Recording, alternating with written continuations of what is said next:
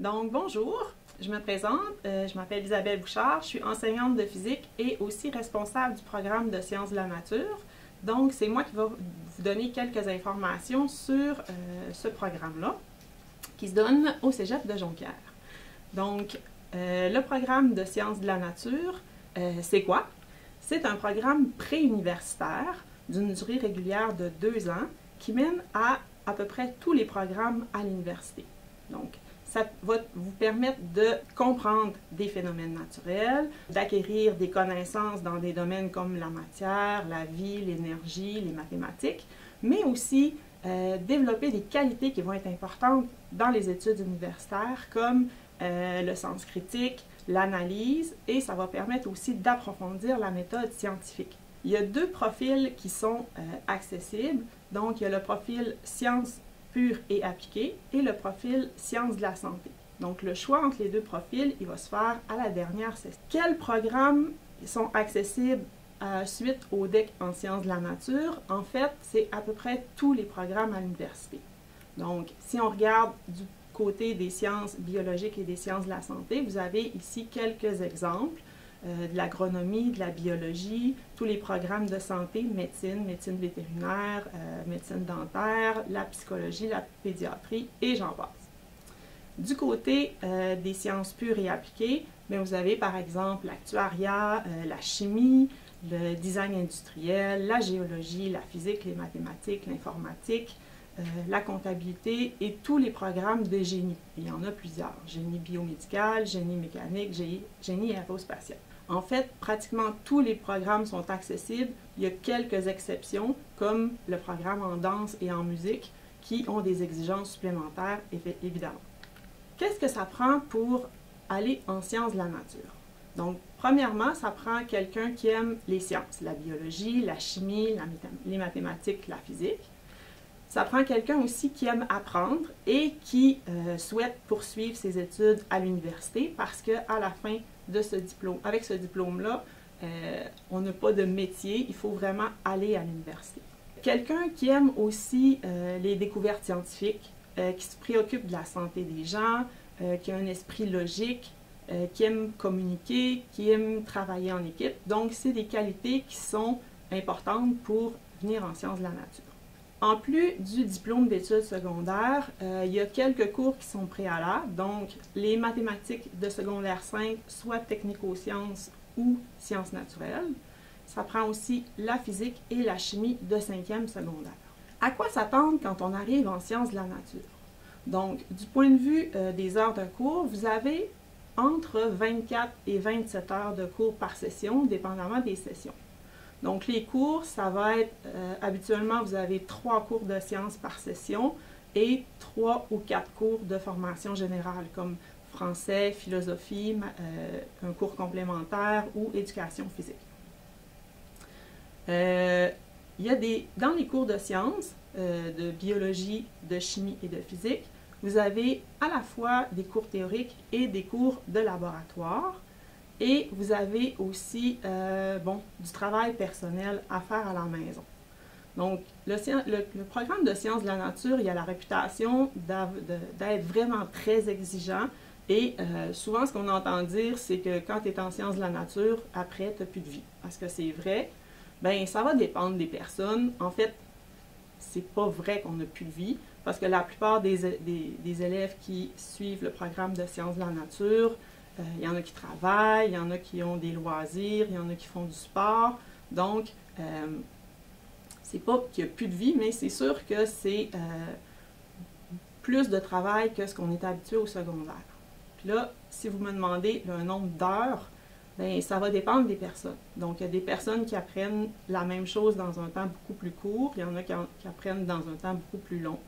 Ça dépend aussi de vos ambitions. Donc, si vous voulez aller dans un programme contingenté, donc un programme où est-ce qu'il y a plus de gens qui veulent entrer que de places disponibles, comme les programmes, par exemple, de pharmacie, médecine vétérinaire, bien, c'est sûr qu'il faut se démarquer.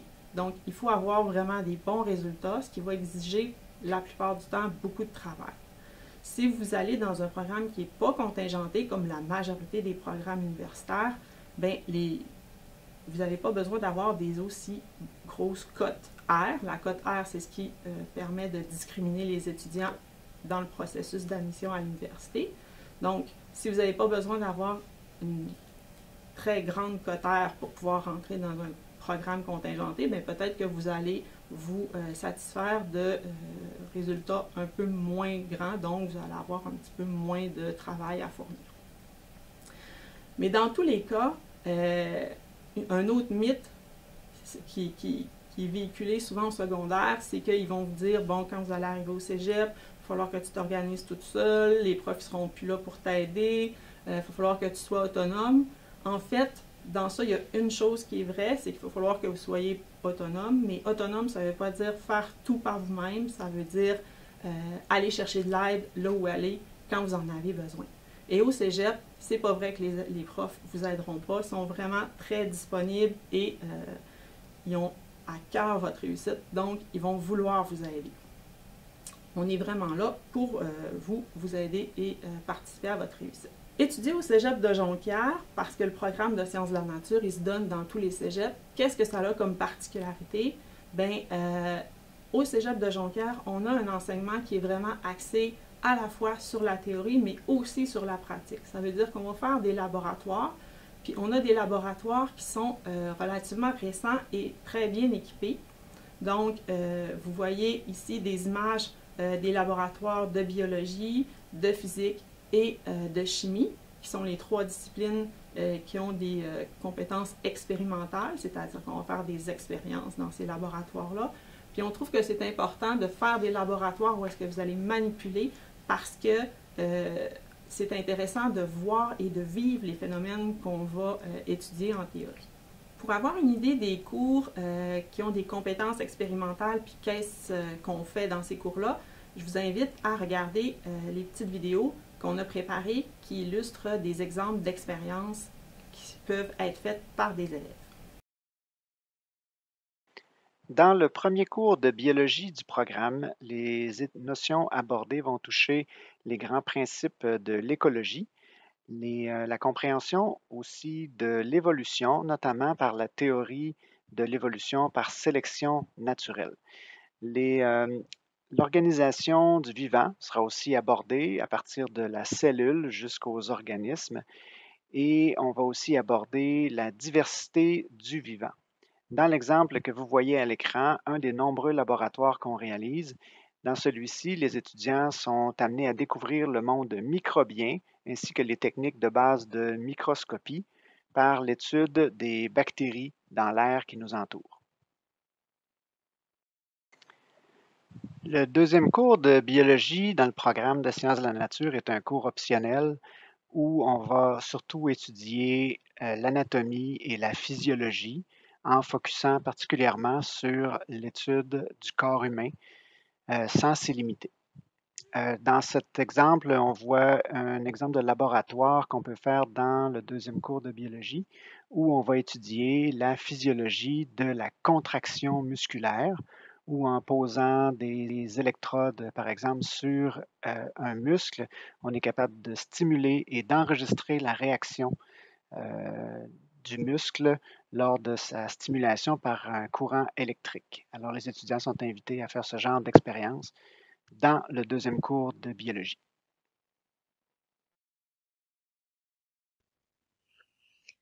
Le cours de chimie organique est un cours optionnel offert à la 4e session. C'est un préalable à la plupart des programmes universitaires en santé. Il est axé sur l'étude d'un groupe de substances qui ont un point commun, la présence du carbone et de l'hydrogène, deux atomes avec lesquels on peut fabriquer des millions de composés chimiques. Impressionnant, n'est-ce pas? Dans le cours de chimie organique offert au cégep, on fait plusieurs expériences dont l'extraction de produits naturels. À titre d'exemple, les élèves doivent extraire du limonène à partir d'écorces d'orange ou de citron et peuvent ensuite profiter de l'agréable odeur de cette substance. On fait également de la synthèse, c'est-à-dire qu'on combine deux réactifs pour former un seul et nouveau produit. Par exemple, les élèves font la synthèse de l'acide acétylsalicylique, l'aspirine, et dans l'expérience présentée ici, on voit quelques étapes d'une synthèse. Le mélange de substances s'accompagne d'un changement de couleur. Ce peut être intriguant et parfois inquiétant, mais c'est un peu ça, la magie des réactions chimiques. Et après plusieurs étapes qui nous ont fait passer de l'orange au noir, on assistera à la formation d'un solide blanc. Le programme de sciences de la nature comporte 2 cours obligatoires en chimie. Dans le cours de chimie générale, on approfondit les notions de base de la chimie comme la stoichiométrie, la structure de l'atome, les liaisons chimiques et les interactions moléculaires.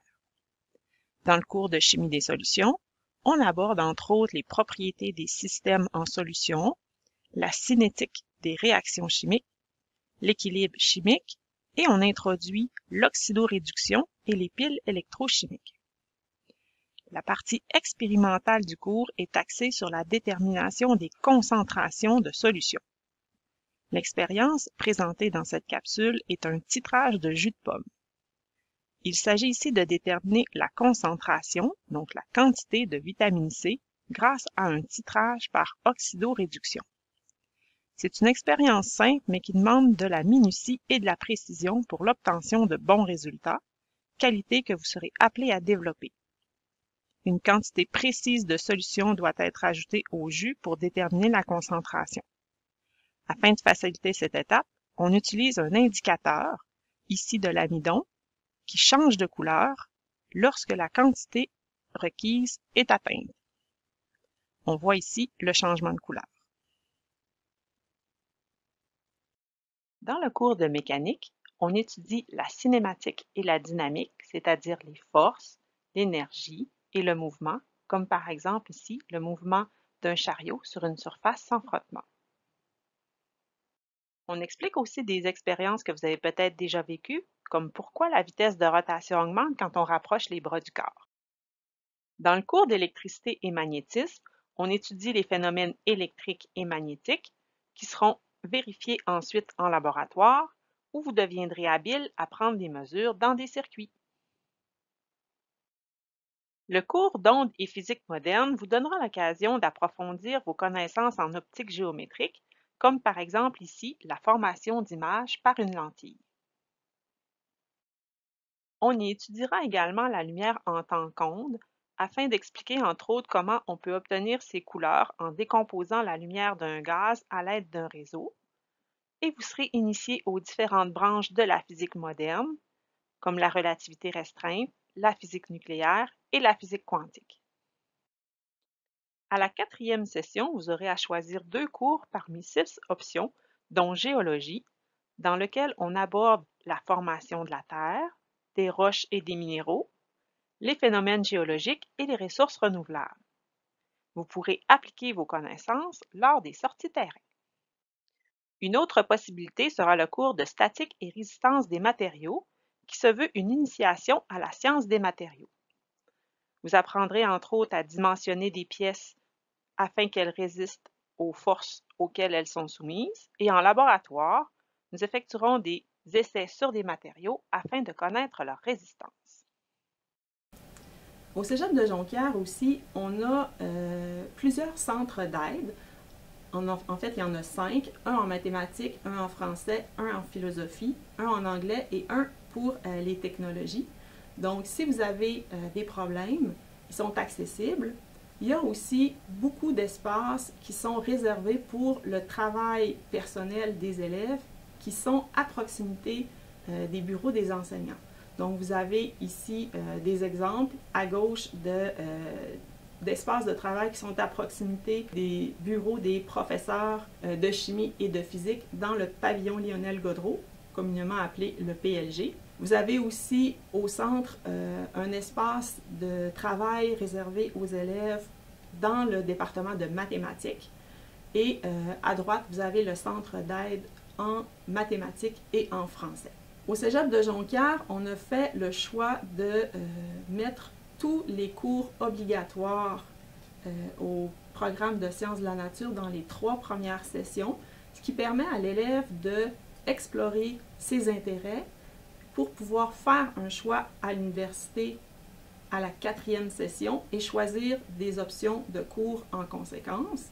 Et à la 4e session, vous avez également le projet de fin d'études. Donc, le projet de fin d'études, c'est quoi? c'est un cours qui prend une tournure vraiment originale, comme il n'y en a pas d'autres dans le parcours scolaire au cégep. Donc, c'est-à-dire, on a 2 élèves qui vont travailler en équipe, qui vont se choisir une discipline, donc soit en chimie, soit en physique, soit en biologie, qui sont les disciplines expérimentales, et qui vont se choisir un projet. Donc, un projet sur lequel ils vont travailler pendant 15 semaines, ils vont faire une expérience, ils vont faire un rapport et ils vont présenter les résultats sous forme de petites expositions à la Expo Sciences. Et ces projets-là, c'est vraiment fait par les élèves sur un sujet qui les intéresse. Et ça peut prendre à peu près n'importe quelle direction. Donc, pour vous donner des idées, des exemples de projets qui ont déjà été faits dans les années antérieures, il y en avait sur les plantes, il y en avait, des fois, ils testent des vaccins sur des animaux. Il y en a qui ont déjà fabriqué du maquillage. Il y en a qui ont testé des dates de péremption de médicaments. Il y en a qui ont synthétisé des huiles essentielles. Si vous aimez le sport, on peut travailler aussi, par exemple, sur la flexibilité des bâtons de hockey, la glisse des skis. On peut aussi participer au concours Science on tourne, qui est le pendant collégial du défi génie inventif. Donc, il y a vraiment un grand éventail de possibilités. Et des fois, quand on parle de projets de fin d'études, ceux qui sont au PEI, ils ont comme un petit peu peur parce qu'ils ont vécu le projet personnel, puis ils trouvent que c'était gros, mais c'est un peu dans le même genre, mais pas de la même ampleur. Donc, vous avez des professeurs qui vont vous accompagner. Il n'y a pas de cours théoriques. C'est vraiment basé sur les acquis que vous avez faits et certains autres que vous pouvez acquérir. Par exemple, si c'est dans un domaine, comme par exemple si vous voulez faire en astronomie puis vous n'avez pas eu de cours d'astronomie, mais il y a un professeur qui va vous assister et qui va vous aider à aller chercher les connaissances qui vous manquent. Alors, c'est vraiment un cours très intéressant dans lequel l'élève va réinvestir ce qu'il a appris pendant ses 3 premières sessions. Il y a aussi plusieurs possibilités quand on étudie en sciences de la nature au cégep de Jonquière, par exemple, de participer au programme Pour un Saguenay scientifique, qui est une activité dans laquelle des élèves de sciences de la nature sont jumelés avec des professeurs de primaire et vont donner des cours de sciences aux primaires. Tous les élèves qui ont participé à ce programme-là ont été enchantés. Les professeurs qui sont accompagnés au primaire adorent, puis les élèves vraiment beaucoup aussi. Les élèves de primaire, ils aiment vraiment beaucoup cette formule-là. Donc, c'est vraiment une formule gagnant-gagnant pour tout le monde. Vraiment une très belle expérience. Vous avez aussi plusieurs activités parascolaires, dont, si on parle plus du niveau scientifique, le club de robotique qui a démarré depuis quelques années, dans lequel vous pouvez vous initier à la programmation et à l'intelligence artificielle. Si vous êtes amateur de sport autant que de sciences, vous n'avez pas à faire de choix entre vos 2 passions, donc vous pouvez choisir de faire le DEC en sciences de la nature sous la forme MUL Sport Art Études, et dans ce cas-là, vous allez avoir un horaire étendu sur 3 ans pour alléger votre horaire, donc vous allez avoir moins de cours à chaque session. Un petit peu comme ça va être le cas au secondaire, vous allez avoir des périodes libérées souvent en après-midi pour pouvoir pratiquer votre sport ou encore la danse ou la musique ou la passion que vous avez. Pour pouvoir s'inscrire, il faut faire une demande d'admission avant le 1er mars sur le site du Service régional d'admission des cégeps du Saguenay-Lac-Saint-Jean. Et si vous avez besoin de plus d'informations, vous pouvez consulter le site du cégep. Je vous remercie de m'avoir écouté. J'espère que vous avez appris plusieurs choses sur le programme. Si vous avez d'autres questions, vous pouvez venir chercher l'information sur le site. Et j'espère vous voir bientôt dans nos murs.